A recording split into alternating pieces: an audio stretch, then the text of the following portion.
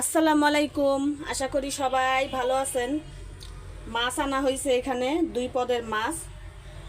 তো এই যে কই মাছগুলি কাটতে যা পরিমাণ কষ্ট হয়েছে, তার মধ্যে আবার বড় বড় কই মাছ, খুবই কষ্ট হয়েছে। কত জায়গায় যে হাত কাটছে। আর সরপুটি, এখানে সরপুটি মাছের একটুখানি ডিমও বেরিয়েছে, একটা মাছের ডিম বের হয়েছে। আর সবগুলি ভালোই আছে ডিম ছাড়া। তো এই মাছগুলি এখন হালকা ধোয়া দিয়ে রেখে দিব, সব মাছই রান্না করব না। মাছ কাটা ধোয়া শেষ, তো মাছগুলি আমি ভাইজা নিব। তো কই মাছগুলি শুধু ভাত দিয়ে মানে খাওয়ার জন্য ভাজবো, আর 2টা সরপুঁটি মাছ নিছি, এই মাছগুলি ভুনা করব।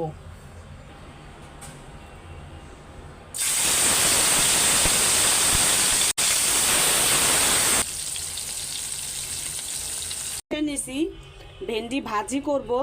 আর এখানে কই মাছ আর 2টা সরপুঁটি মাছ নিয়েছি, সরপুঁটি মাছ দিয়েই এই ভেন্ডির একটু ঝোল করব আমার জন্য, ঝাল কম দিয়ে যাইয়ানো যাতে খেতে পারে।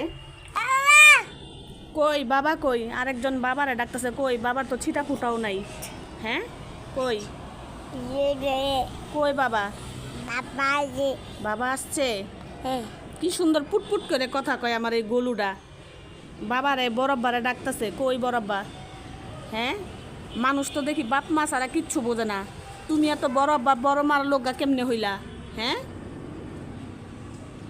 তো মনে করছে ওই যে মোটর সাইকেল নিয়ে যায়, মনে করছে যে ওর বড় বাবা আসছে। আর গেঞ্জির কালার মানে এক কালার হইলেই হয়েছে না। এখন বাবা বাবা বলে ডাকতেছে। বাবা আসে নাই, আসো। ভেন্ডি ভাজিটাই আগে বসায় দেই, আর তেল দিছি একদম অল্প।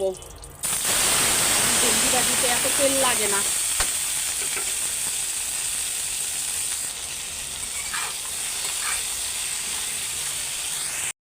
তরকারিটাও রান্না শেষ হয়ে গেছে।